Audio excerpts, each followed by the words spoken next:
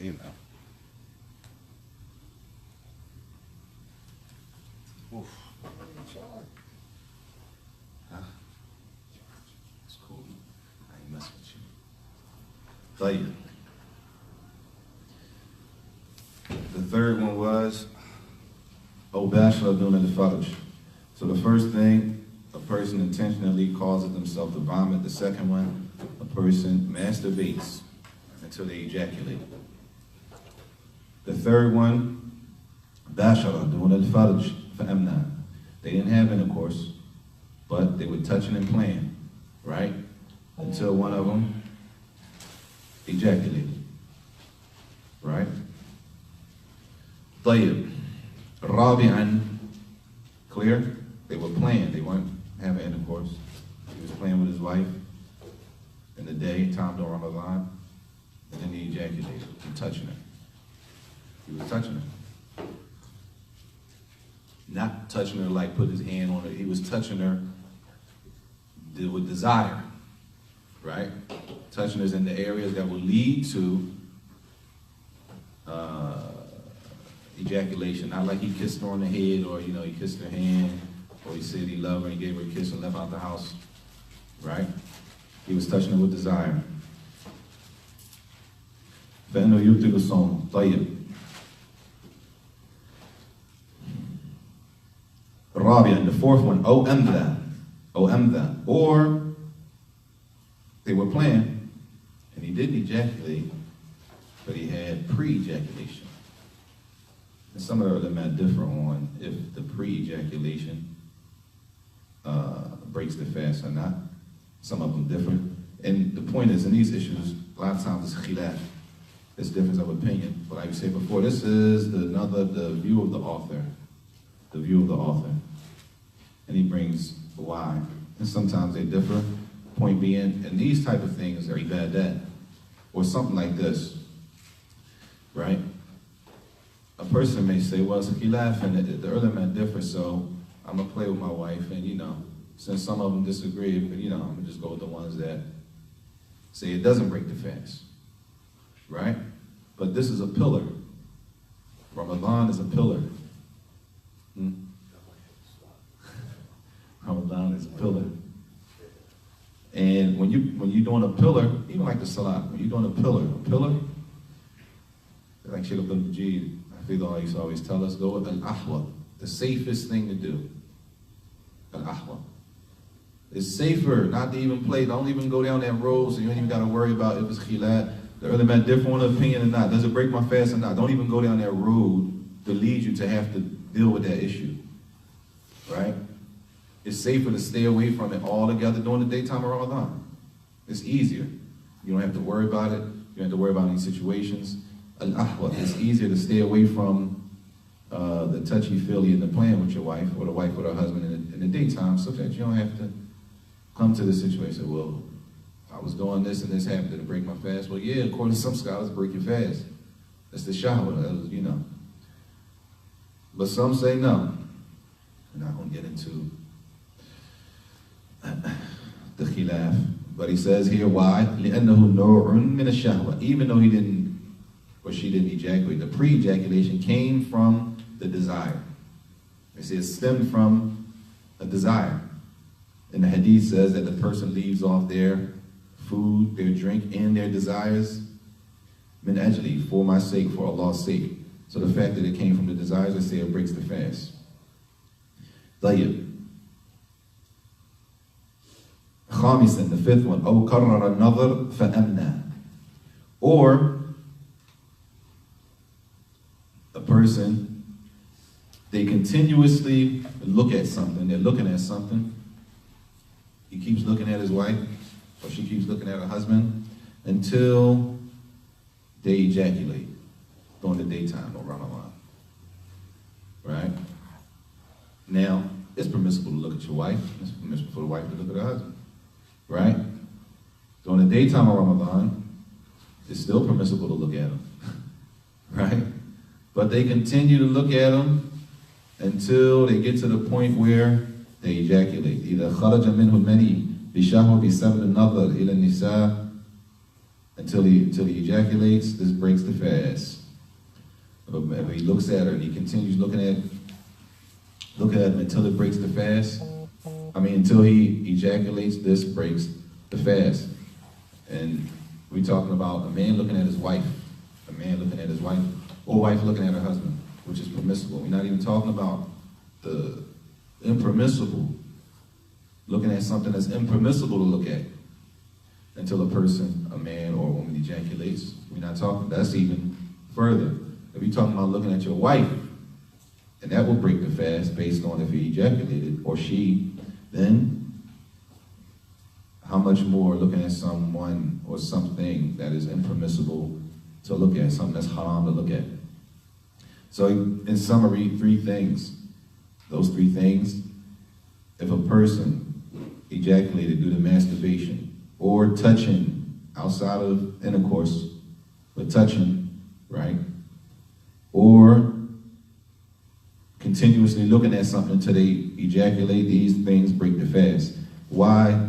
لِأَنَّ هَذَا بِاخْتِيَارِهِ, because this was a choice that they made. They chose to do it. It ain't like they were overcome by something, right? It's not like they were overcome by something. They chose to do it. And all of those things come from the shahwah, the desire that the person is supposed to leave off during the daytime of fasting. It says, الواجب عليه أن يغض بصره.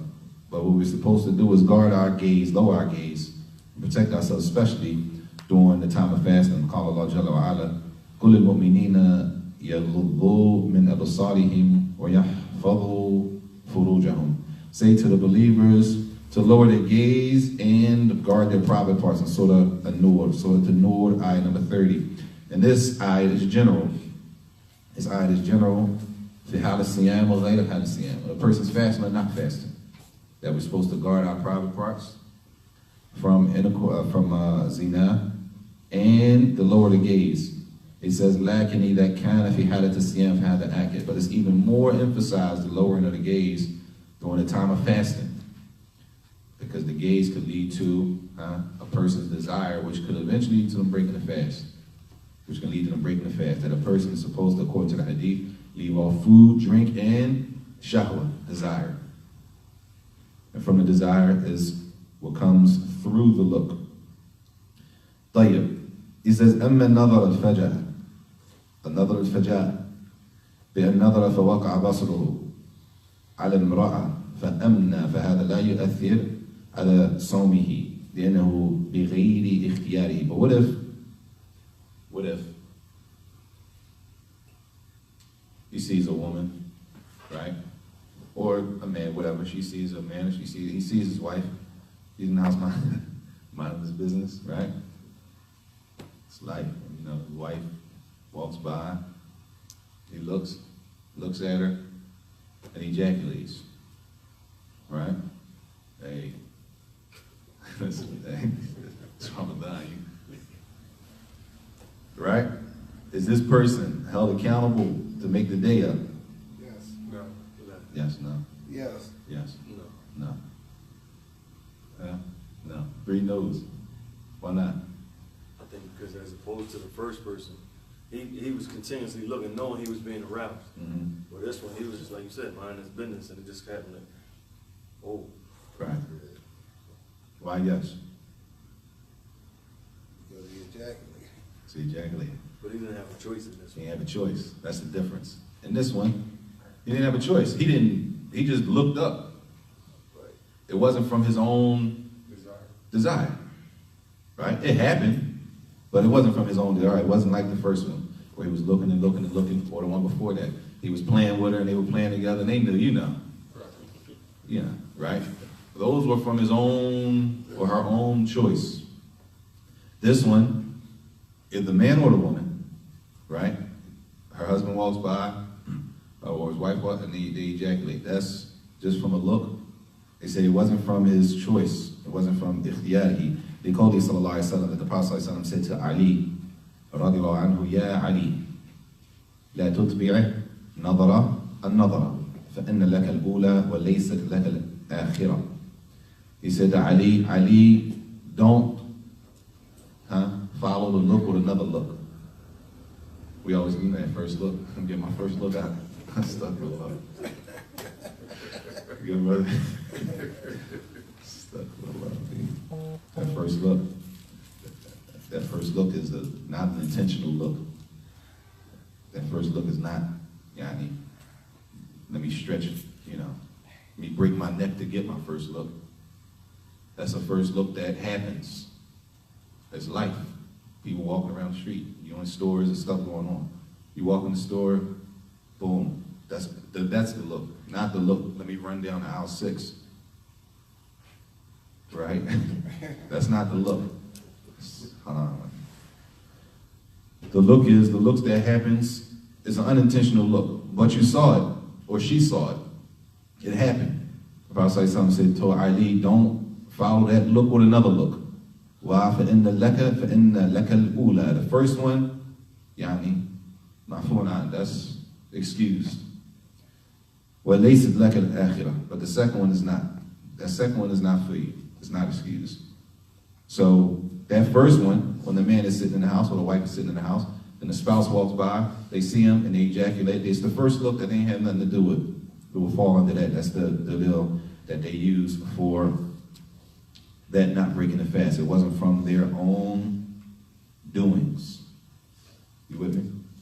Where's the other 3 words? Starting with the first one. All of these were from a person's own doing.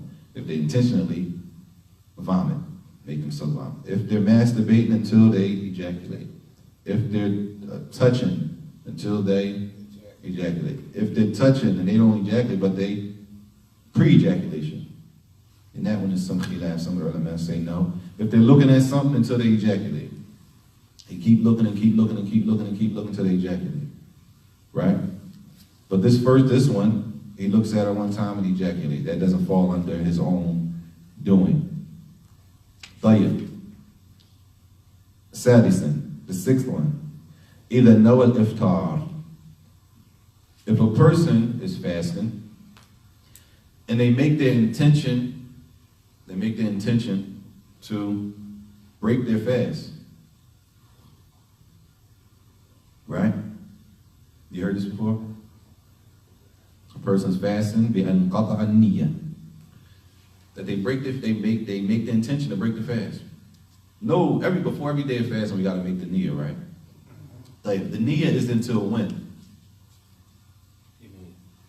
You can make it up until when? Until the night Yeah, before. done Fajr. I'll tell you. Once we make our niyyah before the adhan of Fajr, right? When do we stop having the intention to fast? For that It's day. time to break the fast. Huh? It's time to break it, right? When do we stop having the intention? All right, I'm no longer intending to break fast this day. When is that? When do we do that? No longer. Huh? After Fajr? Wait, I'm confused on the question. Tell you. We have to make the intention to fast before Fajr, before the adhan of Fajr, right? Tell you. So after the adhan of Fajr, do we still have the intention to fast that day? No. Huh? Tell you. When do we stop that intention? When does that intention stop? When you break it. When you break the fast. When is that? Maghrib, the adhan of Maghrib. Tell you. This brother or this sister, right? It's like Dhuhr. It's like 1:30. They like, man, I'm breaking. So I'll protect us all. I'll protect us, man. It's people, it happens. I'll protect us all. Say, yo, I can't do this, y'all, today I'm breaking. Right? You're like, stop a lot. It's only 1 o'clock. I'm breaking, man. I'm ready to go down. I ain't gonna eat in front of you. Stop a lot. I ain't gonna eat in front of you. But I'm going down I'm gonna go down and get something to eat. I'll probably see you back for Akhsar. Right? They get in the car won't start. Qadarullah ma shafa'a. They come back in, say, where you going? Oh man, the car won't start. So you ain't getting nothing to eat? No, I'm gonna keep fasting. We already broke it. Yeah, intention. You with me? They broke. Qata niyya. They broke the intention. Intention. In the min a'mal bin niyat. All deeds are by intention. If you intend to break the fast is broke. Even if you ain't eat. Even if you ain't eat yet, you gotta make that day up. طيب, and this is number 6. إذا نوى الإفطار لأنه لابد من استمرار النية في كل يوم. that the intention has to continue the entire day. The intention has to continue until it's time to break the fast. Now, let's say you went ahead and you did break that. Is there an additional penalty on top of the makeup? Mm-hmm. You gotta break the fast. I mean, it's a major sin to break the fast with no excuse, just like that. Yeah, that's why I asked. That's a major sin, but there's no penalty on top of it. There's no penalty on top of it.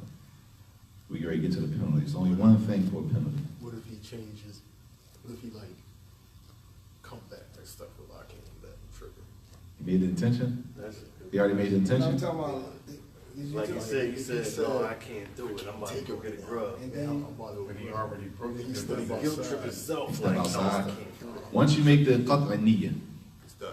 once you make your intention to cut the bread, your intention is not to fast anymore. That'd be different if he was what? medical reasons. Medical reason. But it'd be, when would he be able to continue to keep fasting? If he was traveling, If he was traveling? yeah, because he don't have to fast. Check his game, he's traveling. When, say for example, is there a time when he can do that? He can go outside, he tell you, I'm going to break my fast. Say, come on. Feel on, man. No, I gotta break it. I'm breaking. I'm going down such and such to do this. Go outside the car, come back. Say, what happened? The car won't start. I'm gonna keep fasting. Is there any time he can do this and keep fasting and it's permissible? Yeah, it has to be. Huh? I don't know what it is. Out there. Like he said, sunnah fast with us. Sunnah, sunnah fast. A fast that's sunnah. Why though? How can you do that? Hold up though, Sheikh, but with regard to his question though, Mm. like if you break it, you didn't get to the car. You broke it. But you It had ain't a about the second car. line and you like, It ain't no, I about the can't car. do It's that about the though. intention. Ain't about the car, it's about the niyyah. You intend to break your fast, you breaking it, I'm breaking it. He might tell you, I'm breaking it. I'm breaking my fast. This is as good as broke at that point. Whether the car don't start or not. Like, now in this case, he's saying, what if he did that, but it wasn't Ramadan, it was a fast Mondays and Thursdays. It was Thursday, Sunnah to fast on Thursdays. So it was a Thursday, he was fasting, he went outside, said the same thing. Then he came back in and said, the car won't start, I'm gonna just keep fasting. He can do that? Yes. How? What makes him allowed? What makes it allowable? Because it's This is a sunnah. sunnah. What does that mean? It's wajib. Huh? It wasn't obligatory for him to make it. It wasn't obligatory for him to make it? Like, if you're gonna fast for a day, don't you have to have a niyyah? No. Like, huh?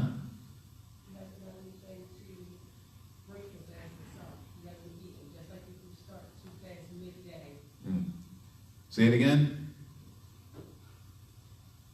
He hasn't done anything to break the fast, just like if he decides midday to fast sooner. Sahih.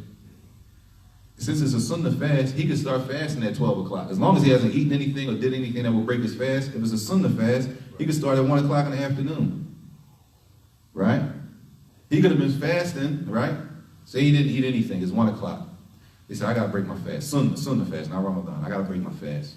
He goes outside, he said, I'll be back, I'm gonna go get something to eat, I'll be right back. Goes outside, the car won't start. He already broke his fast because he intended to break his fast, right? Sahih, right? He already broke his fast with his niyyah. He goes outside, so now he's not fasting anymore. He goes outside, the car won't start. He comes back in at 1:30 with no food. You say, where's the food? The car won't start, so I ain't going, I'm gonna just keep fasting. He says, I'm gonna keep fasting. Now it's 1:30. It's a sunnah fast, so he can do that. But does the ajr, does the reward for his fast start at 1 o'clock or 1:30? 1:30. The reward starts from when you started fasting for sunnah fast. Meaning the brother who's been fasting since the beginning of the day after Fajr, sunnah, the reward is greater than the person who starts fasting at 1 o'clock. Clear? So when he comes back in, he can start fasting again if it's sunnah, if it's a sunnah fast, but that it starts from 1:30. Clear? Because you can start a sunnah fast in the middle of the day. Right. I was saying, you know, I'm still stuck over here. It is. Right? That's the importance of this. Just like you said, if your man like, man, I'm about to break, and you like, man, fair law, you need it. But in that sense, you might as well just tell you might as well, because you just broke your choice. That's why it's important to know, man, that you can't, that niyyah, you intend to break a fast, إنما الأعمال بالنيات. That's the hadith he brings. إنما لقوله صلى الله عليه وسلم إنما الأعمال بالنيات. That's why all of these things, not all of them, but these things that al-ahwa, the safest thing to do is to stay away from them. So you don't have to worry about any difference of opinion and your worship being affected. Now you fall into was accepted or not. Well, how many days you did? I don't even remember how many days I did it. Now that's another problem. Now you got to start estimating how many days you did that. You know what I'm saying? When the safest thing to do, even if it's khilaf, it's difference of opinion in it, stand clear of it. If you don't need to go that route, stand clear of it. Now if it's a major situation, a person from medicine, gotta take it at this time, and all right. If you really gotta go down that road, that's one thing. But if you don't have to go down those roads, then it's better just to stand clear. Khuruj min al-khilaf, to stay clear, to stay away from all the different. Sheikh, if you're a person with diabetes and you gotta feed, what's the number of people you have to feed for your fast? Or is it the number? Like say I take medicine for Every day? for diabetes, and I'm unable to fast. So is it a amount of people that you have to feed? One person for each day. Oh, okay. One person. It's not like you gotta feed 10 people for that one day you miss. Oh, okay. You gotta feed one person for each day. So let's say if it's 30 days, 30 people. If it's 29 days, 29 people. Feed a Muslim though, right? But is it feed a Muslim or? It's better to feed a Muslim. Can you feed a non-Muslim? Allah. Maybe you should write that question down for the Yeah, I think I am, because I want to know. inshallah. Say that for them. Tayyib. That was number 6. سابعا أو حجم أو احتجم. والحجامة استخراج الدم. If a person gets a hijama, you know a hijama? Cupped. If a person gets cupped. Right. And they pull the blood out. Or the person is doing the cupping. Not the one who just gets cupped, the one who does it. Then this breaks the fast. The hijama is a form of medicine. It's a medicine hijama. So cupping breaks your fast? Cupping. Or if you are the one doing it to the person, or you're the one getting the blood taken out. So Both of them. it Breaks the fast. Then why is that? Gee, good question. We'll listen to the reasoning. طيب. لقوله صلى الله عليه وسلم رأى رجلا لما رأى رجلا يحتجم وهو صائم أفطر الحاجم والمحجوم. That the Prophet صلى الله عليه وسلم said in his hadith, when he saw a man getting cupped and he was fasting, the man was fasting, and the Prophet صلى الله عليه وسلم saw the fasting man getting cupped, he said أفطر, that the one who is cupping and the one who gets cupped broke their fast. That's the hadith. This hadith is in Abu Dawud wa Tirmidhi wa Ibn Majah wa Ahmed. And iddatin min as-sahaba, on numerous different companions that narrated. Now he says, that's the text that they use. He says, وَالْمَحْجُومُ أَفْطَرْ لِأَنَّهُ اسْتَخْرَجَ الدَّمْ الَّذِي بِهِ قُوَّتِهِ وَقُدْرَتِهِ عَلَى مَوَاصِلَةِ الصِّيَامِ. The one who got the blood taken out, they broke the fast. We already got a text, all right, the hadith. Now you give him more hikmah behind it. What's the wisdom behind it? He's pulling out the blood that's giving him his strength and his power to continue his fast. Right? This is on top of the nas, on top of the text.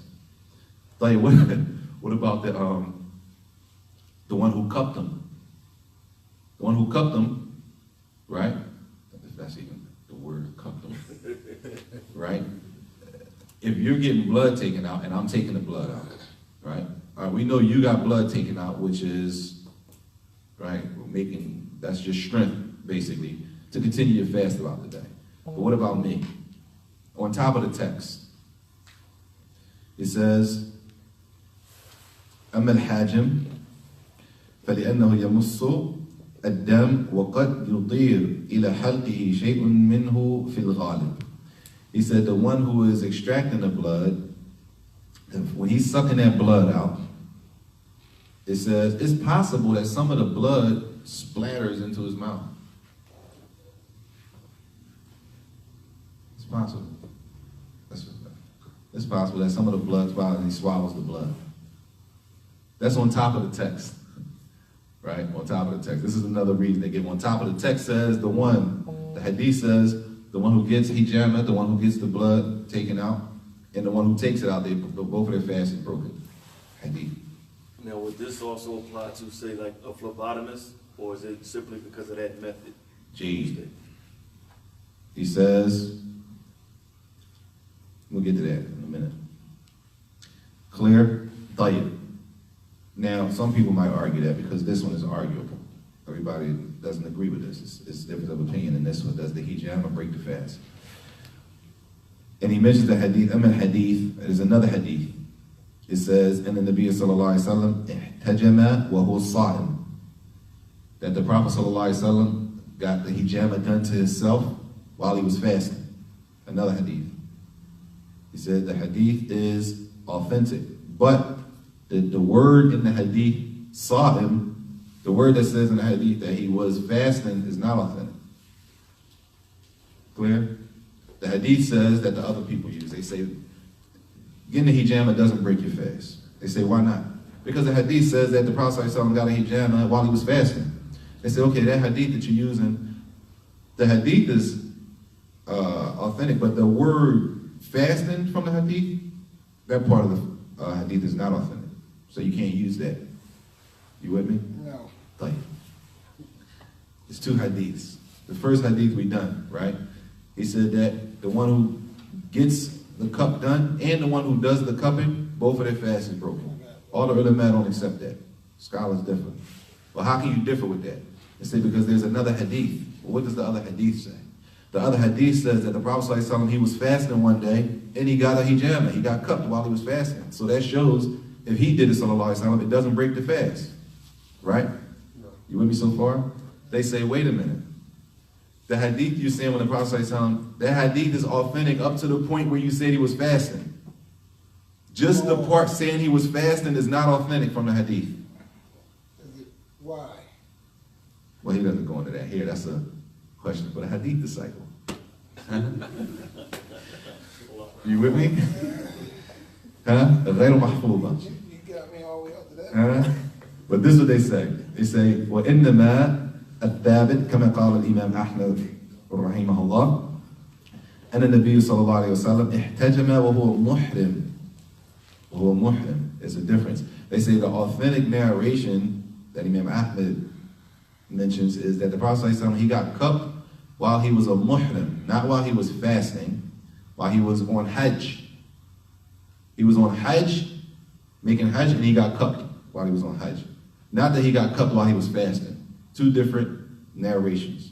They say the narration that says he was fasting and got cupped, they say that narration, that part of the narration, because the hadith could be authentic up to, it might mention three different things in the hadith, right? For example, the first two things are authentic. The last thing is not authentic in the hadith, based on other narrations, based on the person narrating it, right? It's a lot. It's a whole lot that could affect it. Point being, the argument is, for this right here, the argument is that word fasting, that narration is not authentic with the word fasting. He got cupped and he was fasting, that narration is not authentic. The narration that was authentic, the Prophet ﷺ got cupped while he was on hajj. So there's the argument. The safest thing to do is what? Don't get cupped during Ramadan. Or don't do the cupping. Or then don't do the cupping. Just to be, you don't have to worry about any of it. Right? But sometimes, why would a person do this? Sometimes people go make hajj or umrah during Ramadan and they want to do everything. So while we here, we might as well get cupped. Right? Yeah. You might as well do, we going all the way. You're Mecca and Medina, man, you got to go all the way. Let's get cupped. Let's drink, Zam. Let's go here. Let's go to all. So they said we might as well get cupped while we're here. Because you might walk past a spot. Oh, they do cupping right here? You ever been cupped? No, let's do cupping during Ramadan while we fasting. This is realistic. This might happen. So now you might come and say, well, dang, what about the hadith? It's khilaf, akhi. Now, if he goes and gets cupped, some of them have say you can. And if you choose not to, then you both got your position you take, do your thing, and move on. طيب. So he says, وَمِثْلُ الْحِجَامَ فِي إِفْسَادِ الصِّيَامِ سَحْبِ الدَّمِ التَّبَرُّ.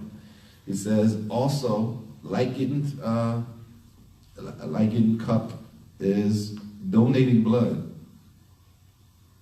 Person donating blood.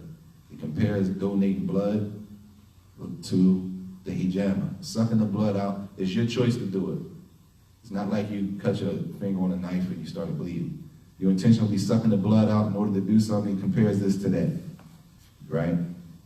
Donating blood. طيب. أما خروج الدم من الصائم بغير اختياره فلا يؤثر على صيامه. But if a blood comes out, a person bleeds for some reason, it wasn't their choice, then that doesn't affect their fast. طيب, clear? That was 7 things. The first one, intentionally vomiting.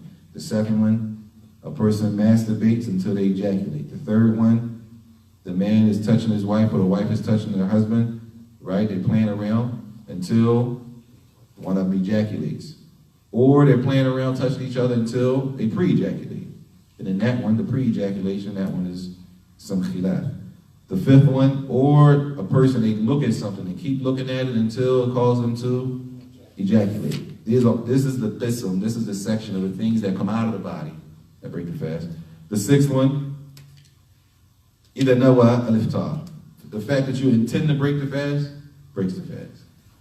7, the hijama, getting cupped or being cupped. Doing cupping or getting cupped.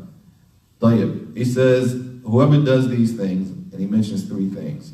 عَامِدًا مُخْتَارًا ذَاكِرًا لِصَوْمِهِ.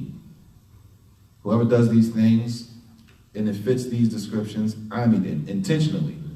They do one of those things, one of those 7 things, they do it intentionally, right?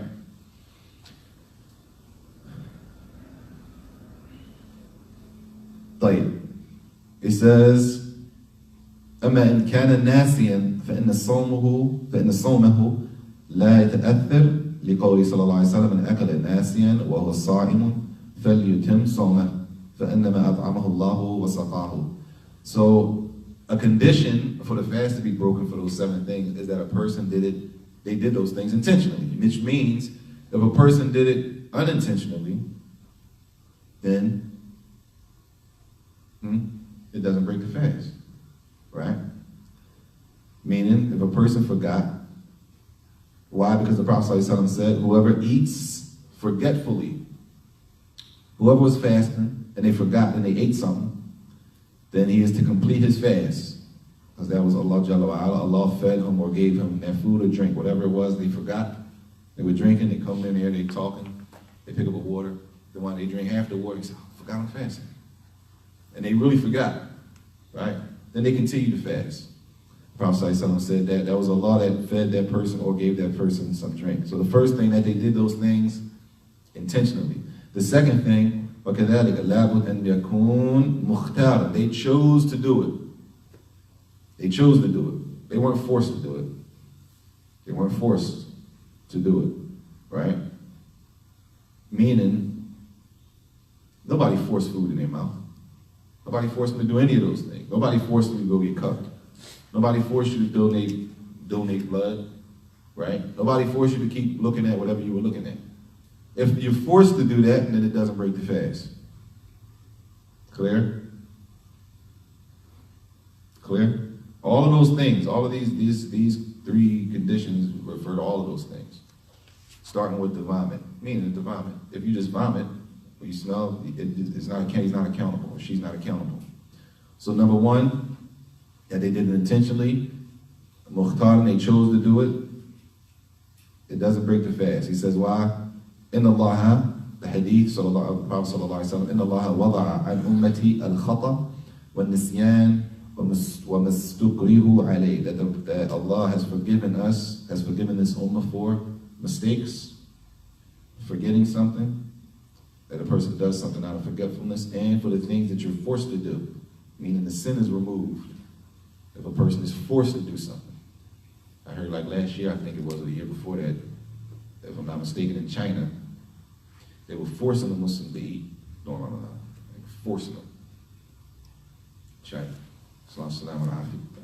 They were being forced to break the fast. So if you're forced, it doesn't affect the fast. That's a ni'mah. That's a ni'mah. from Allah out of that, it doesn't break the fast if you're forced to do something that you can continue fasting, especially in a situation like that. It says, third, so number one, that they did it intentionally, they chose to do it. And number three, ذَاكِرًا لِصَوْمِهِ. And they remembered that they were fasting. Right? فَإِنْ كَانَ نَاسِيًا, then his fast, if he forgot, then his fast is still valid. If they forget. If a person forgets something, then the fast is still valid. Why? Due to the ayat, Surah Al-Baqarah 286, رَبَّنَا لَا تُؤَخِذْنَا إِن نَسِينَا أَوْ أَخْطَأْنَا. O our Lord, Surah Al-Baqarah, O our Lord, don't hold us accountable for when we forget something or if we make a mistake. So that a person, number one, they did it intentionally, it breaks the fast. Right? But if it was unintentional, then it doesn't break the fast. They were forced to do it, it doesn't break the fast. If they chose to do those things, it breaks the fast. If they forgot, it doesn't break the fast. But if they were nasty and if they were conscious and they were thinking about it and they went in and did it, then it breaks the fast. Clear? Later, he flips back to number 8. That was 7. He goes back to 8. Right? ثامنا من المفطرات إذا دخل ما مضمضة أو استنشاق في حلق. So, that don't break the fast. Making wudu break your fast? Huh? Making wudu don't break the fast. You can do it 3 times. Right? Even if you did it 4 times. We're not saying you should do it 4 times. If a person did it 4 times. Right? What they're saying is, here, we're going to stick here first and then we'll. It says, like, they're making wudu, putting the water in their mouth, and it goes down. Right? Or they're sniffing the water through their nose, and you know the nose is connected, so it goes down, it actually goes down the throat, right? It says, نتيجة لأنه قد بالغ في المضمضة واستنشاق فطار الماء إلى حلقه فإنه يفطر. طيب, a person is saying that زاد على الثلاثة. They want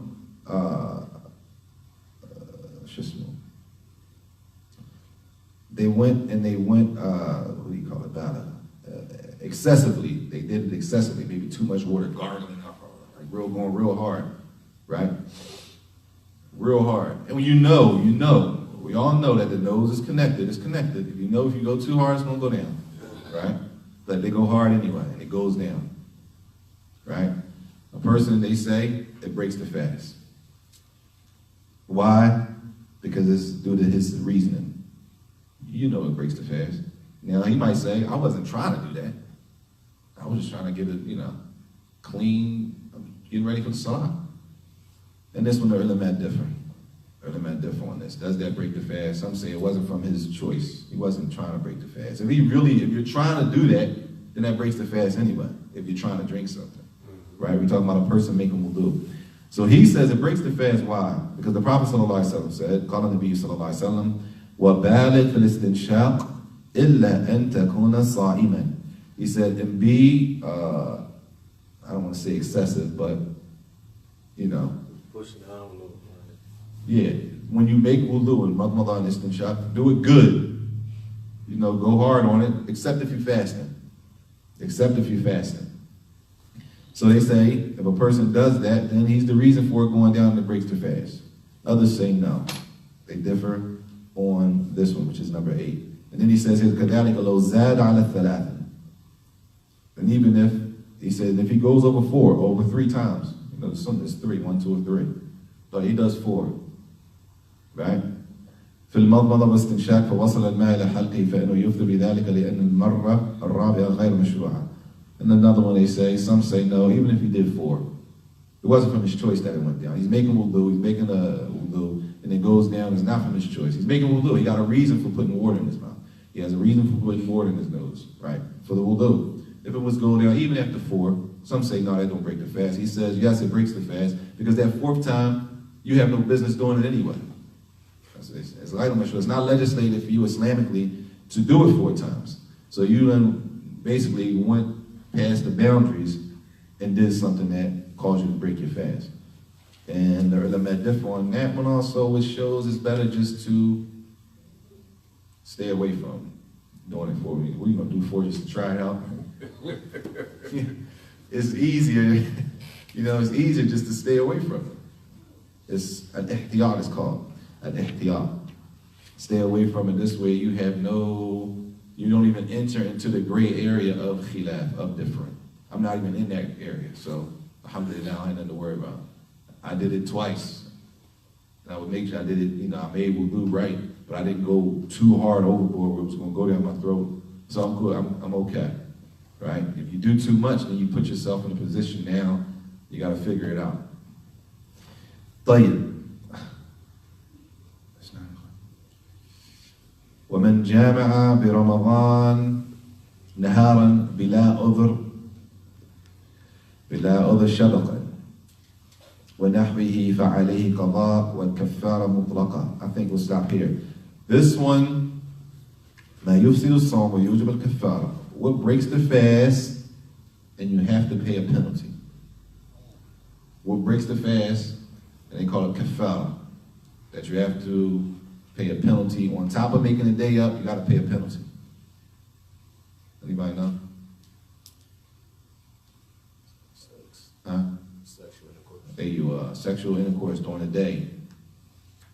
Sexual intercourse during the day during Ramadan. Not just make the day up. You got to make the day up and pay a penalty, which is called a kafara, except for the person who has an excuse. Right. What kind of excuse is that? Well, really, it's a sickness. A person with a sickness, we'll deal with that next week. It's a sickness. And if a person has a sickness, and then even with that, the sicknesses are they're not based on me and you. These are like, they call ahl khibr. That you got to go to people who specialize in that, doctors. A doctor will tell you, okay, your situation is this. If you fast, you could possibly, put yourself in a bad situation health-wise. It's better for you not to fast. He might tell you, no, you can't fast. You're not going to be able to fast. Your body's not going to be able to tolerate it. That doesn't come from brothers in the masjid looking at you. You know what I'm saying?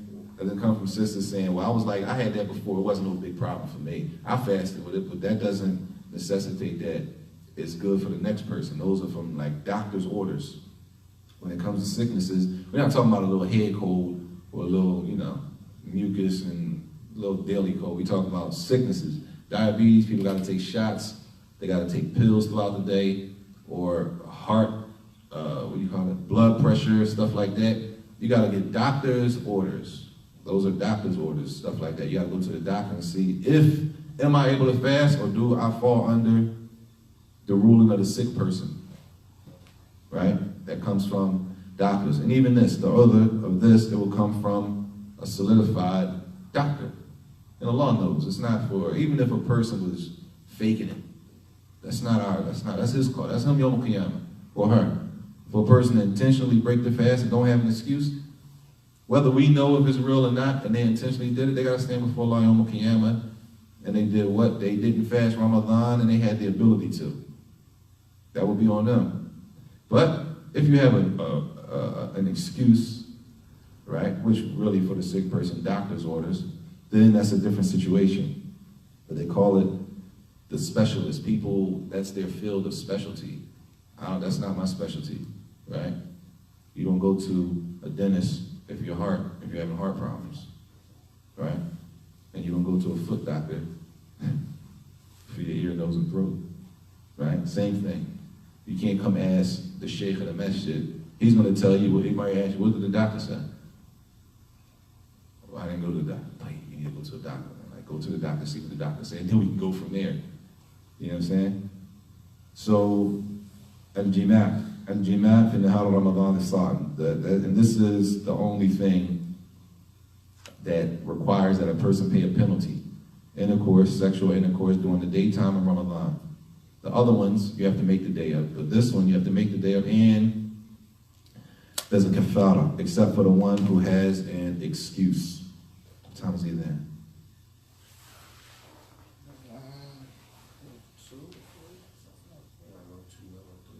He's already in?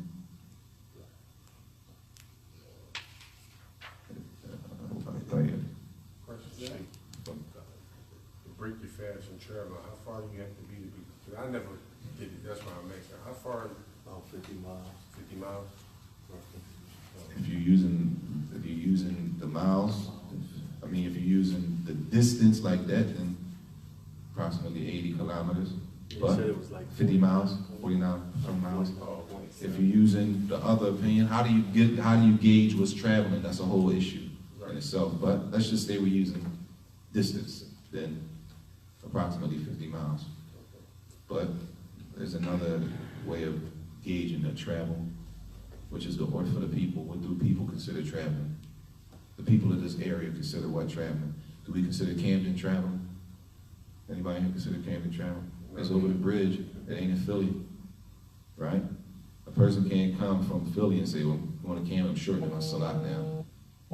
If you're using that, it doesn't fit 50 miles and it doesn't fit the custom of the people who consider as traveling. It doesn't fit either one, so a person wouldn't be able to break their fast to go to Camden, but approximately 50 miles. Allahu a'lam. طيب, we'll stop there on Al-Jima'. وصلى الله وسلم وبارك على نبينا محمد وعلى آله وصحبه وسلم. I did have a question though, Kid.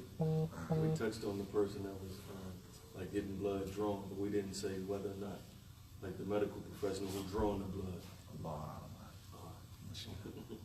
He did mention Al-Is'af, aid and relief. He mentioned them, Al-Is'af, aid and relief, rescue teams.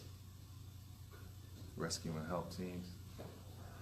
As if you're going with this now. A person might say, if you said a person might not. You know, the whole issue in itself has khilaf in it anyway. So you might see a person, for you or for me, you know, it'd be safer to take the safest route. Now, if that's your job, then you gotta, you know, do a serious bath on it. Serious research on it, if that's your job. If that's not your job, and you're not donating like that anyway, if you're not donating blood and you don't have to, it's better to just leave it off. Wait till after Ramadan. Now, if that's somebody's job, they gotta draw blood every day, then that's gonna need a serious, for them, so they can be clear. You know what I mean? So they can be clear for their, that's a pillar. Fast Ramadan is a pillar. To be clear for their pillar, do a serious investigation. Why? Why do they say it breaks the fast? Why not? Look at the hadith. Okay, this hadith, they say it's weak. Why are they saying it's weak? This part is weak, this part is, you know what I'm saying? It's worth going through all of that.